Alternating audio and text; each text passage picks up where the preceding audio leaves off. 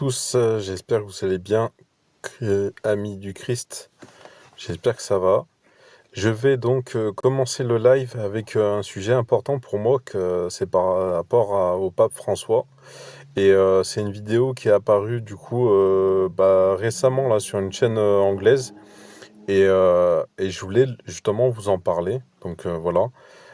Donc c'est écrit en fait, enfin je la traduis hein, en texte bien sûr. Le pape François découvre un verset biblique manquant qui prouve que Jésus noir était le vrai. Messie, la révélation qui a secoué le monde dans une révélation qui a envoyé des ondes de choc à travers le monde entier chrétien. Le pape François aurait découvert un verset biblique perdu depuis longtemps, un verset qui pourrait altérer les fondements de la foi. Ce verset absent des traductions modernes confirmerait ce que de nombreux érudits théologiens soupçonnaient depuis longtemps. Jésus-Christ, le Messie, est un homme noir. La découverte a relancé les débats sur l'histoire de la race et la véritable image du christianisme, remettant en question des siècles de récits religieux profondément enracinés. Voilà. Et incitant donc les croyants à reconsidérer des hypothèses de longue date sur les origines de leur foi. Pendant les siècles, la représentation de Jésus a été un sujet de discorde, avec l'imagerie eurocentrique dominant l'iconographie religieuse, mais que se passerait-il, si les représentations traditionnelles du Christ n'étaient pas simplement inexactes, mais étaient délibérément modifiées pour obscurcir la vérité? La découverte du pape François soulève des questions urgentes sur l'intégrité théologique. La justice raciale, le revisionnisme historique, elle force le monde chrétien à faire face à une réalité inconfortable. L'image de Jésus a-t-elle été davantage façonnée par des agendas politiques que par des faits historiques? Si c'est le cas, qu'est-ce que cela signifie pour l'avenir du christianisme et des millions de personnes qui suivent ces enseignements? Dans cette discussion, nous explorerons la déclaration révolutionnaire du pape, ses profondes implications pour la doctrine chrétienne et le changement sismique qu'elle pourrait apporter à la conscience religieuse mondiale. Alors rappelez-vous, j'ai fait un des derniers lives que j'ai fait ce mois-ci, que j'ai remis du coup sur la chaîne YouTube, hein, vous pouvez aller voir. Je vous ai parlé que ça se trouve, pendant son séjour à l'hôpital, le pape François allait avoir des révélations. Et j'ai fait juste, voilà. Pourquoi l'importance de cette vidéo? Je fais un live maintenant aussi pour pouvoir vous la reposter sur la chaîne YouTube. Donc n'hésitez pas après à la regarder dessus en vous abonnant. Et voilà. Donc je continue, hein, je reprends un peu. Déclaration révolutionnaire du pape, ses profondes implications pour la doctrine chrétienne et le changement sismique qu'elle pourrait apporter à la conscience religieuse mondiale. Cette découverte marque-t-elle le début d'une nouvelle ère dans la compréhension théologique, ou rencontrera-t-elle la résistance de ceux qui sont investis dans le maintien du statu quo? Voilà. Rejoignez la conversation en partageant vos réflexions dans les commentaires et n'oubliez pas de vous abonner à la chaîne pour des explorations donc plus approfondies de l'histoire, de la foi et des vérités indicibles de la religion. Une découverte du verset manquant par le pape François. Voilà. Donc je reviens en fait sur la base du live. Hein. Il a vu, en fait, le pape François a découvert qu'il y avait un passage manquant où la révélation de l'apparence physique du Christ. Donc voilà. Le Vatican a sauvegardé certains des manuscrits bibliques les plus anciens et les plus obscurs, préservant méticuleusement, analysant et traduisant des fragments d'écriture remontant aux premiers jours du christianisme. Dans ce vaste référentiel des textes sacrés, le pape François aurait rencontré un verset oublié depuis longtemps. Un verset qui, s'il était authentifié, pourrait fondamentalement modifier la façon dont le monde perçoit Jésus-Christ. Ce passage manquant ne suggère pas simplement, mais déclare explicitement que Jésus est un homme d'origine africaine. Contrairement aux représentations européennes largement acceptées du Christ, le verset décrirait prétendument son paume sombre et ses traits typiquement africains, ce qui correspond aux interprétations de certaines descriptions bibliques telles que celles trouvées dans Apocalypse 11.14 et 11.15, qui dépeignent le Christ avec des cheveux comme de la laine et des pieds comme du bronze poli.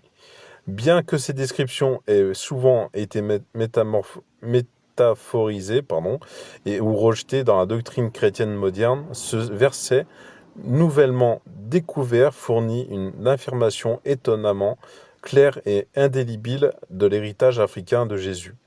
Pendant des siècles, l'image dominante du Christ dans le christianisme occidentale a été celle d'un personnage de la peau claire et aux cheveux clairs, une représentation profondément ancrée dans l'art religieux, la littérature et la conscience publique.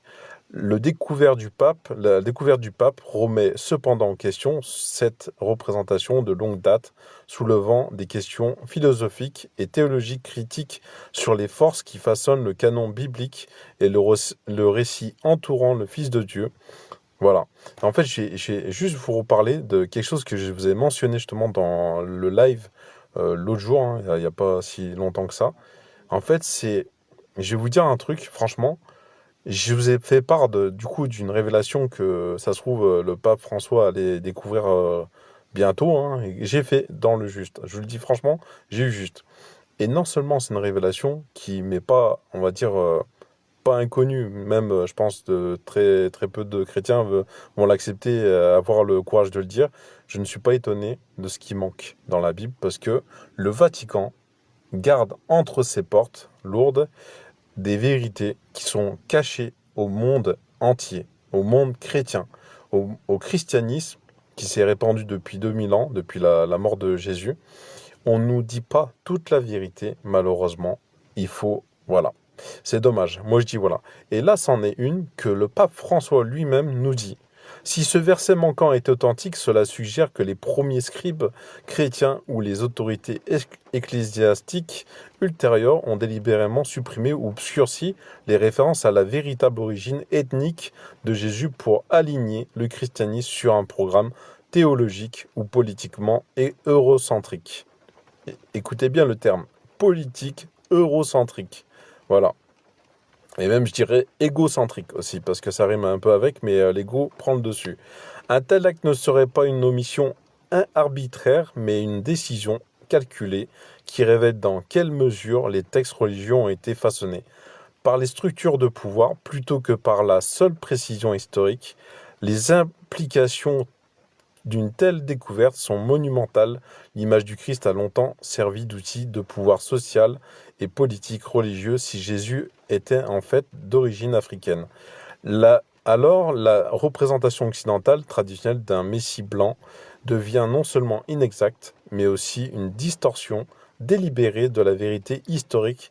Cette révélation nécessiterait une réévaluation de la théologie chrétienne, remettant en question la croyance de longue date selon laquelle les interprétations de la théologie chrétienne, remettant en question la croyance de longue date selon laquelle les interprétations européennes christianistes représentent la compréhension ultime et la plus autorisée de la foi. En outre, la récupération de ce verset perdu fournit un sentiment renouvelé d'affirmation aux communautés d'origine africaine, qui recherchent depuis longtemps la reconnaissance et la validation de leur héritage spirituel au sein du christianisme. La représentation de Jésus comme un homme noir servirait de révélation habilitante, réaffirmant l'importance historique et théologique de l'Afrique dans le récit biblique. Elle pourrait également remodeler les discussions interconfessionnelles mondiales permettant aux peuples africains et d'origine africaine de récupérer leur rôle dans les origines du christianisme qui a souvent été donc présenté comme une religion qui leur a été imposée par le colonialisme, plutôt qu'une religion profondément enracinée dans leur histoire ancestrale. Je fais encore une petite parenthèse sur la chaîne YouTube, je vous avais posté il y a un an de ça ou deux, je crois, même vous pouvez aller les voir. C'est le verset refusé par le Vatican et le chapitre pardon, de Enoch. Voilà, vous pouvez aller voir sur la chaîne YouTube qu'il y a un chapitre qui fait part du livre de Enoch qui a été supprimé par le Vatican. Et ça, en fait, ça donne l'écho de tout ce que je suis en train de vous lire. Voilà, donc je vais continuer un peu, ce que j'étais en train de dire. Et donc, cependant, une telle révélation ne serait pas donc sans controverse si elle était officiellement reconnue. Ce verset pourrait remettre en cause les fondements des structures ecclésiastiques européennes dont beaucoup ont bénéficié de la propagation d'un Christ blanc à travers l'histoire. Des institutions religieuses ont joué un rôle crucial dans la formation des hiérarchies sociétales, renforçant souvent les divisions raciales et culturelles. L'idée d'un Messie noir contredit des siècles d'iconographie et théologie religieuse qui ont été utilisés pour justifier la suprématie blanche et l'expansion coloniale. La gomme de ce passage n'était pas probablement un simple oubli. Voilà, ça a été peut-être un acte intentionnel des premières autorités de l'Église qui cherchaient à aligner le christianisme sur les structures de pouvoir en vigueur de leur époque, alors que la foi s'est mêlée à l'Empire romain et aux monarchies européennes ultérieures. La nécessité d'une figure du Christ qui reflétait la classe dirigeante est devenue de plus en plus évidente. En blanchissant l'image de Jésus, les chefs religieux pourraient renforcer le droit divin des rois, renforcer l'hégémonie européenne et justifier la soumission des peuples non européens sous le couvert de la doctrine chrétienne. Pendant l'ère coloniale, ce blanchiment stratégique de l'image du Christ a joué un rôle particulièrement crucial dans la justification de l'impérialisme européen. Les missionnaires chrétiens, soutenus par les puissances coloniales, se sont répandus à travers l'Afrique, les Amériques, l'Asie, en utilisant la doctrine religieuse à la fois comme un outil de conversion et de contrôle de Jésus blanc, a renforcé l'idée que les civilisations européennes étaient supérieures en considérant les populations indigènes et africaines comme spirituellement et culturellement inférieures. La suppression du Christ, la véritable apparence physique, est ainsi devenu un aspect essentiel de la stratégie coloniale, garantissant que les populations opprimées verraient le salut comme quelque chose qui ne pouvait être atteint que par leurs conquérants européens. Si la découverte du pape François s'avère authentique, cet acte de manipulation historique serait là une des plus grandes dissimulations théologiques de l'histoire et de l'intention remodelée, la perception religieuse pour servir des intérêts impérialistes. Les implications de cette découverte vont au-delà du révisionnisme historique. Elles touchent aux questions de la justice raciale, l'intégrité religieuse et le fondement même de la croyance chrétienne. Au sein du Vatican et au monde chrétien, au sens large, des réactions ont été polarisées. Certains érudits bibliques et théologiens ont exprimé un optimisme prudent, exhortant à des recherches plus poussées et à l'authentification du manuscrit, tandis que d'autres ont rejeté l'affirmation comme infondée ou même hérétique des factions conservatrices au sein de l'Église catholique, ainsi que des diverses confessions protestantes ont résisté à l'idée que le Christ aurait pu être noir, en faisant valoir que telles discussions sont motivées politiquement plutôt que théologiquement. Fondée au-delà du débat ecclésiastique, la découverte a déclenché un débat généralisé parmi les historiens, les théologiens et les militants sociaux pour de nombreux membres de la diaspora africaine.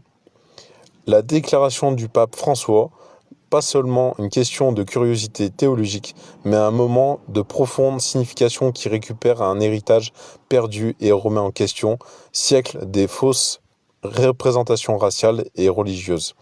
Je vais encore faire une petite parenthèse aussi. Écoutez bien ce que je vais vous dire. Il y a une vidéo que je vous ai postée, comme je vous ai dit là à l'instant, c'est sur la Bible éthiopienne. Pourquoi il y a le chapitre Enoch dedans et pas dans celle du Vatican qui est recommandée par notre Vatican, notre cher Saint-Père. D'accord ? Ça fait toute la différence, parce que il faut le voir, il faut interpréter d'une langue à une autre. L'aramique, c'est une langue qui est vraiment compliquée à comprendre pour des gens qui sont européens comme moi. Et je vous avoue que là, franchement, c'est une pépite. Cette information, c'est une pépite.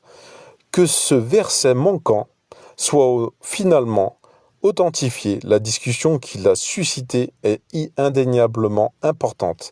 Elle oblige le monde chrétien à affronter des vérités inconfortables sur son histoire et met les croyants au défi de rechercher une compréhension plus profonde et plus inclusive de leur foi. Si Jésus était effectivement un homme d'origine africaine, les implications de cette découverte s'étendent bien au-delà de la théologie. Alors je vais faire encore un petit passage à ça. Sur mon Pinterest, vous pouvez trouver, vous savez quoi? Des photos de Jésus en homme blanc, en homme africain aussi. Voilà pourquoi. Je préfère l'expliquer parce qu'il y en a, ils vont dire, ouais, mais t'as fait que des hommes blancs en Jésus. Non, non, il y a les deux. J'ai fait les deux parce qu'on ne sait pas. Moi, j'ai jamais vu Jésus personnellement. Je sais qu'il existe, ça, c'est une vérité pour moi. Mais voilà, je vous le dis voilà, au passage parce que il y a quelqu'un qui m'avait posé la question une fois et je préfère le répondre maintenant. Au moins, il sera, voilà, il sera pourquoi j'ai fait ça.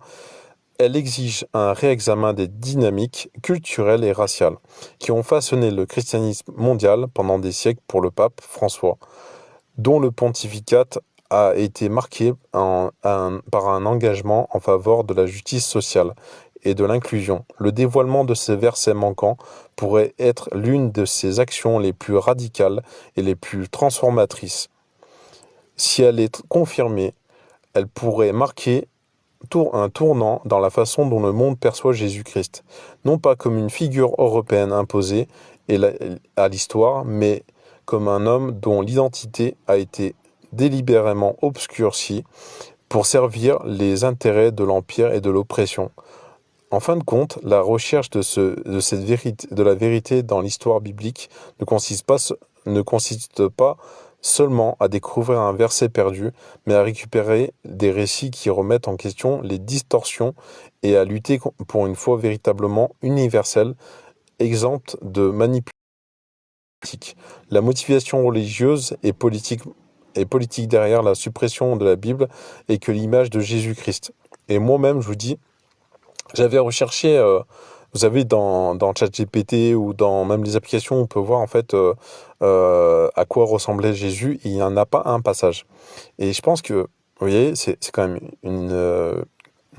peut-être une question commune hein, à plusieurs personnes. Eh ben, il s'est posé la même question, il a fait une recherche et vous voyez, il manque un verset dans la Bible que le pape François a fait. Donc, là, je vais recontinuer. La motivation religieuse de la politique derrière la suppression de la Bible est que l'image de Jésus-Christ, personnage blanc, à la peau claire, aux cheveux châtain clair, aux blonds ou blonds et aux yeux bleus, est si profondément ancrée dans la tradition chrétienne occidentale qu'elle est souvent acceptée sans poser de questions. Cependant, des preuves historiques et archéologiques suggèrent que cette trahison est non seulement inexacte, mais qu'elle a été délibérément construite au fil du temps pour servir des agendas religieux et politiques spécifiques.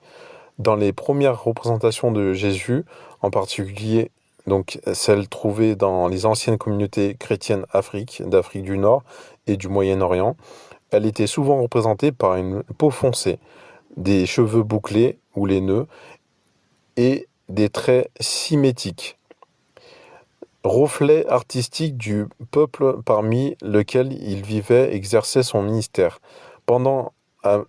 Pourtant, à mesure que le christianisme s'est répandu en Europe, en particulier après que l'Empire romain a adopté la foi sous l'empereur Constantin au IVe siècle, la représentation du Christ a commencé à changer.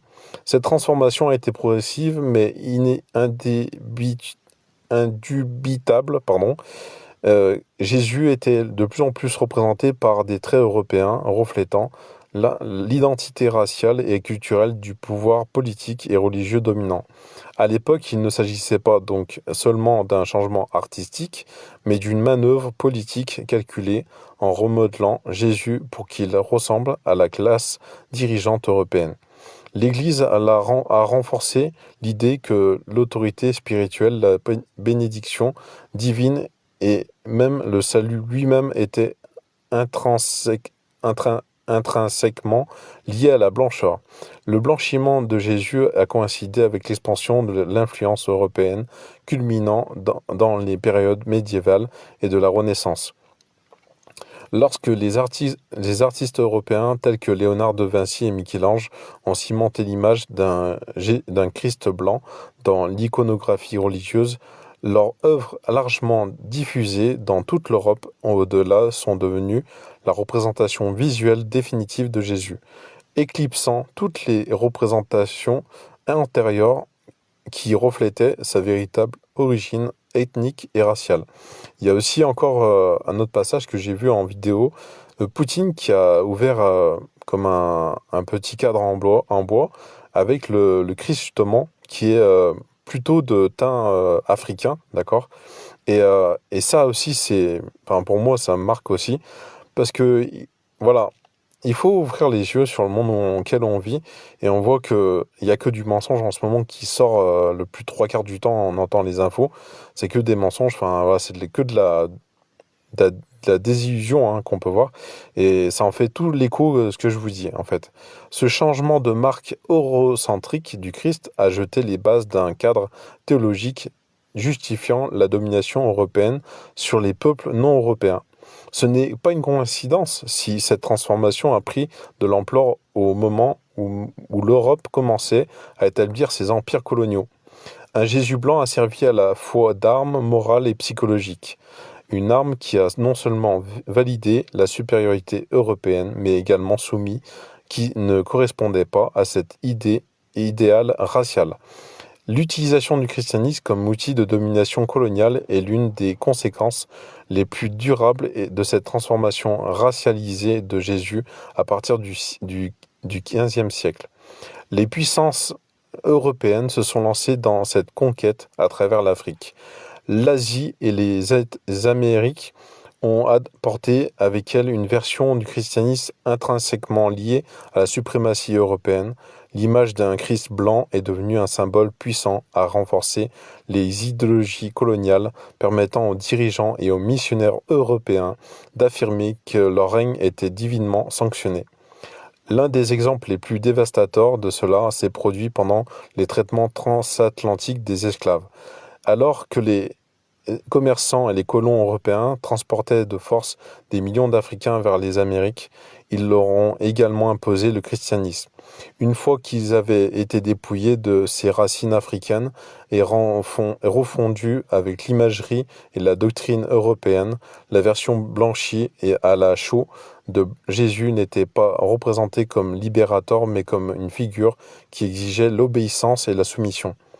Les enseignements missionnaires sont entrelacés avec les politiques coloniales mettaient l'accent d'une manière sélective sur les Écritures qui demandaient aux esclaves d'obéir à leur maître. Des versets tels que Éphésiens 6,5, les esclaves obéissent à leur maître terrestre, avec crainte et tremblement, et Colossiens 3,22 ont été mis en évidence pour convaincre les Africains réduits esclaves. Avec crainte et tremblement, et Colossiens 3,22 ont été mis en évidence pour convaincre les Africains réduits esclaves en esclavage que était la représentation d'un Messie blanc ordonné par Dieu et à renforcer la hiérarchie raciale en positionnant les propriétaires d'esclaves blancs comme plus proches du divin et en asservissant les noirs comme spirituellement et socialement inférieurs. Cette distorsion théologique a servi à double objectif. Elle a apaisé les opprimés en les rendant plus réceptifs à leur soumission, tout en fournissant une justification morale aux oppresseurs. Si Jésus, le symbole ultime de la bonté et de la divinité, était blanc, alors la blancheur elle-même était assimilée à la droiture, à la supériorité de la divinité. Tandis que ceux qui ne ressemblaient pas à cette image étaient considérés comme des êtres inférieurs, l'ordre spirituel et social. Les conséquences de cette manipulation religieuse se sont étendues bien au-delà de l'ère de l'esclavage, mais après l'émancipation, l'image du Christ blanc est restée un outil puissant pour maintenir le racisme systémique dans le Sud américain. Par exemple, les groupes suprémacistes blancs tels que le Ku Klux Klan, ont invoqué le christianisme pour justifier la ségrégation raciale et la violence contre les communautés noires. La croyance en un Jésus blanc n'était pas seulement une question théologique, c'était un pilier fondamental de la suprématie blanche. Si la découverte du pape François était exacte, alors elle confirmerait ce que beaucoup d'historiens et les théologiens ont longtemps soupçonné, que l'effacement de l'héritage africain de Jésus n'était pas une question d'évolution théologique, mais un acte délibéré, révisionniste, historique. Le verset manquant, s'il était authentifié, cela serait une preuve scripturale la plus explicite de l'identité africaine de Jésus, contredisant des siècles de représentation de blanchiment.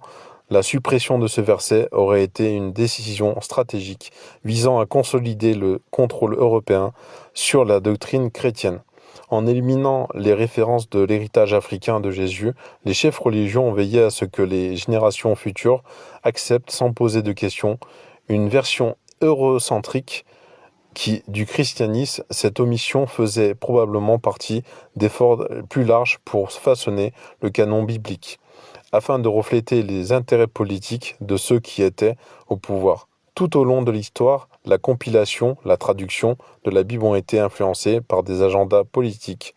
Le concile de NAA 325 après Jésus-Christ, le concile de Trente 1545 à 1563 et à la traduction du roi Jacques 1611 ont été des moments charnières au cours desquels les autorités religieuses ont décidé quelle écriture devait être incluse. Souligner ou minimiser sur un verset identifié directement Jésus comme un homme d'origine africaine existait dans les premiers manuscrits. Elle est tout à fait plausible qu'elle a été délibérément exclue pour s'aligner sur l'eurocentrisme, vision du monde qui a dominé la théologie chrétienne pendant des siècles. Cette découverte, si elle était vérifiée, forcerait un jugement au sein du christianisme. Elle mettrait au défi les croyants et reconsidérer les hypothèses de longue date sur la foi, et de reconnaître la manière dont la religion a été utilisée pour maintenir les hiérarchies raciales. Elle permettrait également aux communautés africaines et d'origine africaine de récupérer leur héritage spirituel, en affirmant qu'elles n'étaient pas simplement des récipiendaires passifs du christianisme, mais qu'elles faisaient partie intégrante de ses origines et de son développement. Le rétablissement potentiel de ces versets manquants ne serait pas simplement une question d'érudition biblique, ce serait un changement théologique radical avec de profondes implications sociales et politiques. Reconnaître l'héritage africain de Jésus démantèlerait la fausse hiérarchie raciale qui a été maintenue dans la doctrine chrétienne pendant des siècles, obligeant les églises, en particulier en Occident, à faire face à leur complicité dans la perpétuation de la suprématie blanche et à examiner la manière dont les enseignements religieux ont été utilisés pour justifier l'oppression raciale. En outre, cette révélation pourrait renforcer la foi de millions de chrétiens noirs à travers le monde, qui luttent depuis longtemps contre la dissonance cognitive et de l'adoration d'un Christ qui a été présenté appartenant au même groupe racial ou qui, historiquement, opprimait leurs ancêtres. Restaurer Jésus à sa véritable identité historique et ethnique réaffirmerait là la dignité et la divinité des Noirs, offrant une interprétation plus inclusive et plus véridique du christianisme. Cependant, une telle transformation ne serait pas bien accueillie par tous. Il y aurait sans aucun doute une résistance farouche des groupes religieux, conservateurs, factions nationalistes blanches, et ceux qui bénéficient du statut quoi l'idée d'un Jésus noir, remet en cause des structures de pouvoir et culturelles profondément enracinées, forçant les sociétés à affronter des vérités inconfortables sur l'histoire théologique et identité raciale sur la découverte du pape François est validée, ce ne sera pas simplement une révélation académique, ce sera un appel à l'action à la reconnaissance de l'identité africaine de Jésus exigerait des églises qu'elles s'engagent à un sérieux calcul théologique et historique obligeant les dirigeants religieux à affronter de manière dont le christianisme a été manipulé pour servir des agendas raciaux et coloniaux.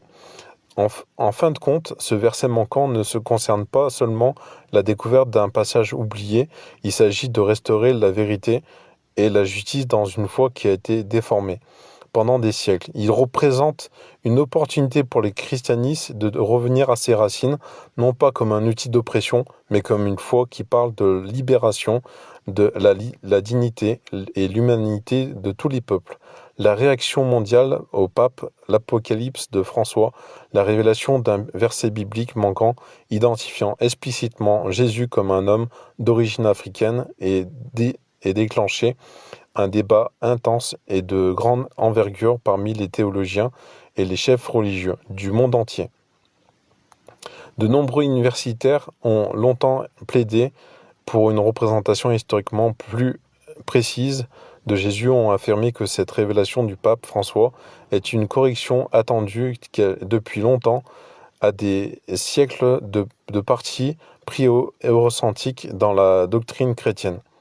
Dans l'iconographie, ils soutiennent que cette révélation ne concerne pas seulement la race, mais la vérité, rétablissant une compréhension historique et théologique authentique de l'identité du Christ. Les historiens et les biblistes, spécialistes dans l'Église primitive dans le monde méditerranéen antique, ont depuis longtemps souligné les preuves suggérant que Jésus était d'origine moyenne-orientale et africaine.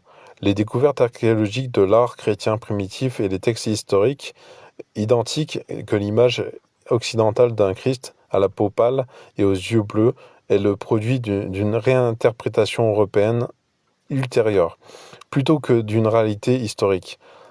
Certains érudits voient l'affirmation du pape comme une justification de ce qu'ils soutiennent depuis des décennies, à savoir que le christianisme, dans sa forme la plus ancienne, était profondément lié à l'Afrique, à la fois par la lignée de Jésus et par la propagation précoce de la foi dans les régions comme l'Égypte, l'Éthiopie et Nubie de Dr. James Holloway, professeur d'histoire religieuse à l'université d'Oxford, a félicité le pape François pour avoir mis cette question au premier plan, affirmant que pendant trop longtemps l'histoire biblique a été filtrée à travers un prisme eurocentrique. L'idée que Jésus aurait pu avoir un héritage africain n'est pas radicale. Elle reconnaît simplement ce qui a été ignoré pendant les siècles.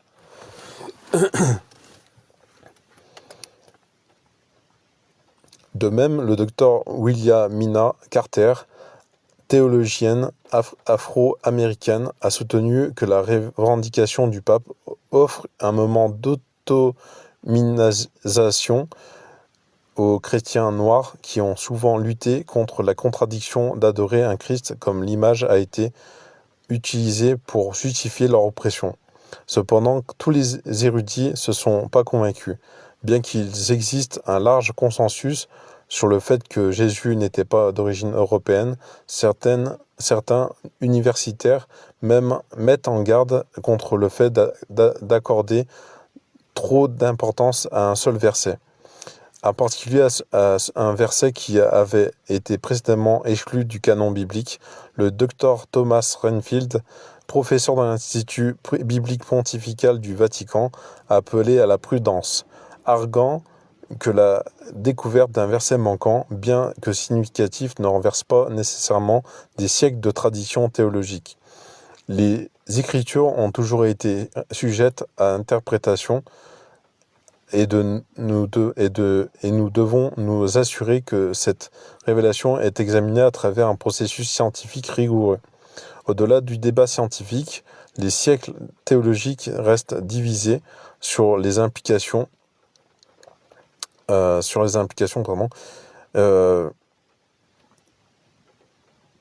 Désolé, j'ai perdu le fil. Alors oui, pardon. Certains théologiens soutiennent que le message de Jésus est fondamentalement universel et transcende l'identité raciale tout en reconnaissant l'importance historique de sa véritable origine ethnique. Ils mettent en garde contre une insistance excessive sur la race au détriment de ses enseignements spirituels. Le père Benoît XVI, un théologien catholique conservateur, a exprimé son inquiétude quant au fait que déplacer l'attention sur la race de Jésus pourrait être une source de division plutôt d'unification.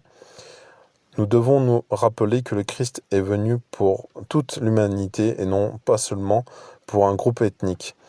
Malgré ces réserves, le débat a conduit à un examen plus approfondi des pratiques de traduction biblique et de l'édition historique des Écritures. Si de nouvelles preuves émergent à l'appui de l'affirmation du pape François, cela pourrait contraindre à la communauté chrétienne, à un sens large, à réévaluer la manière dont la race et l'histoire ont façonné les récits religieux comme prévu.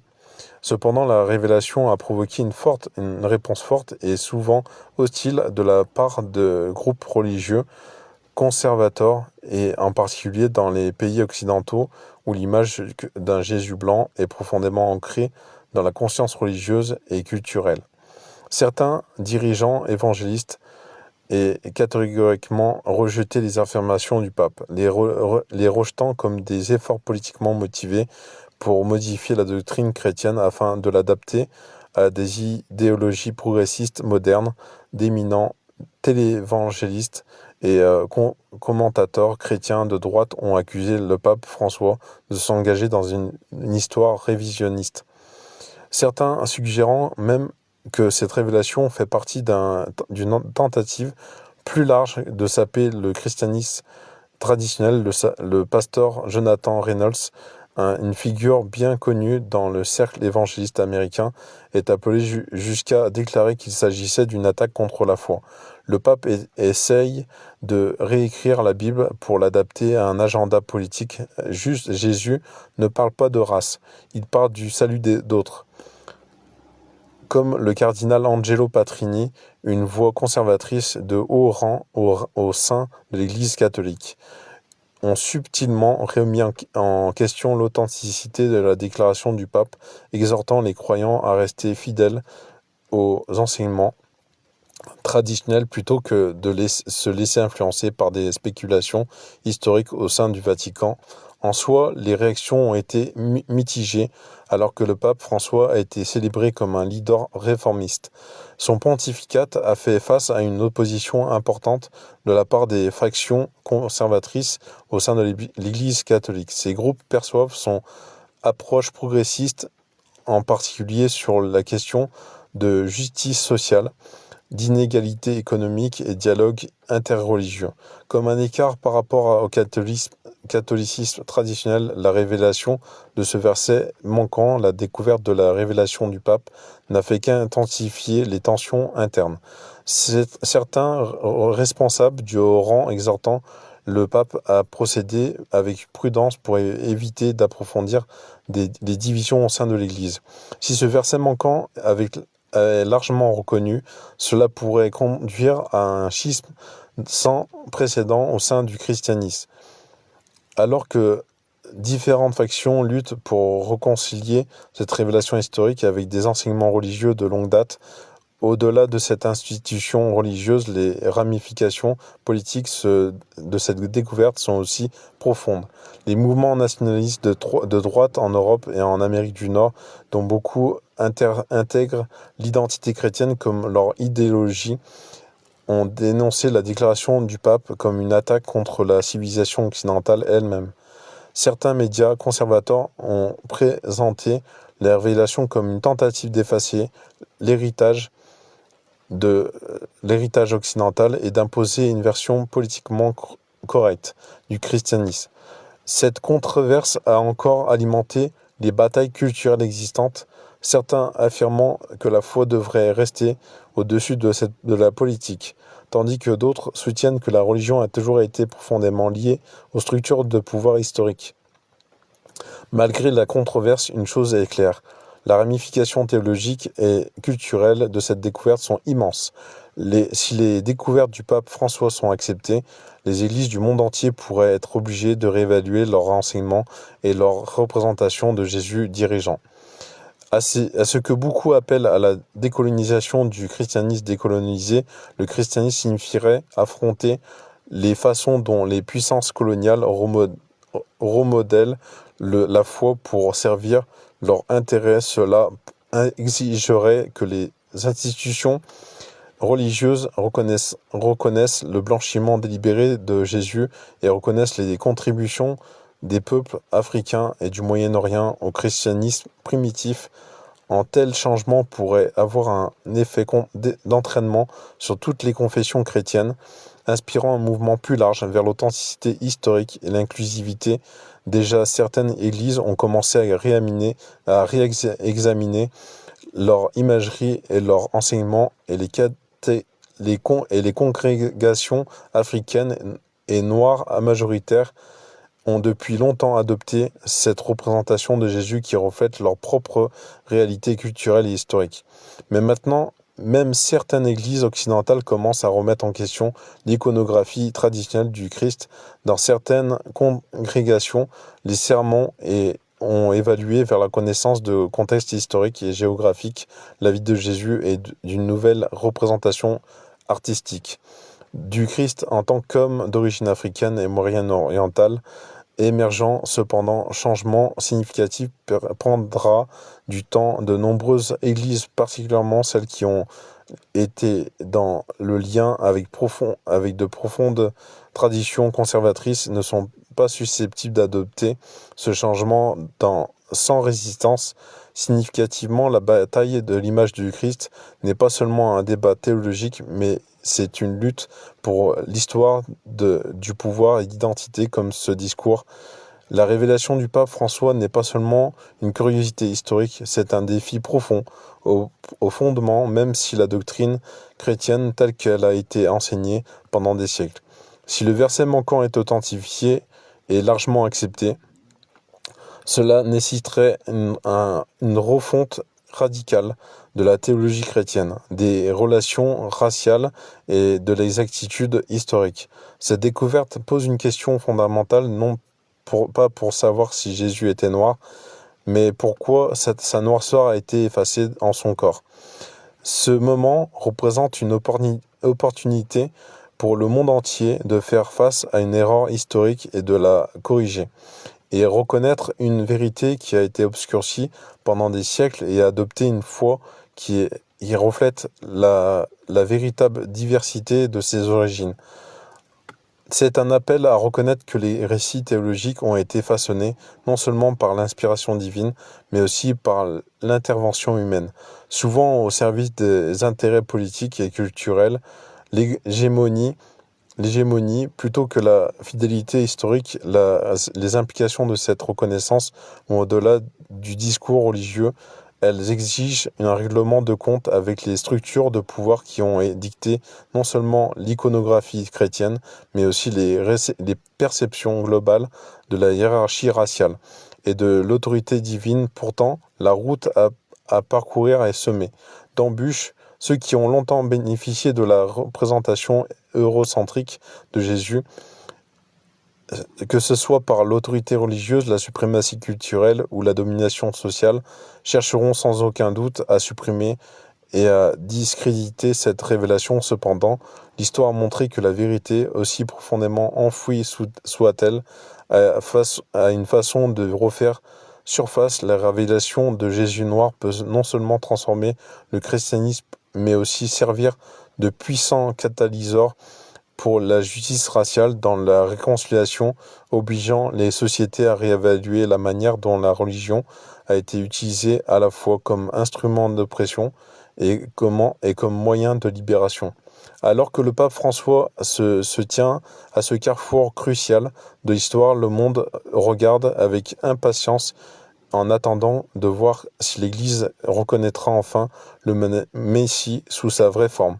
Que ce moment soit accueilli avec résistance ou acceptation, une chose reste, Une chose reste certaine, certaine, la vérité, une fois révélée, ne peut être non dit, elle fait signe aux croyants. Et les institutions doivent choisir entre maintenir un passé construit ou embrasser un avenir authentique dans lequel la foi n'est plus liée aux distorsions de l'Empire, mais elle plutôt guidée par la lumière de l'intégrité historique et spirituelle. Voilà, donc voilà, j'espère que ça vous a plu. N'hésitez pas aussi, comme je vous l'ai dit, à venir sur la chaîne YouTube parce que là je reposte toutes les vidéos que je fais en live dessus. Donc voilà, après si vous voulez commenter dessus, vous serez les bienvenus aussi. Et en tout cas, je vous dis à bientôt. Voilà, désolé si j'ai eu des moments un peu, voilà.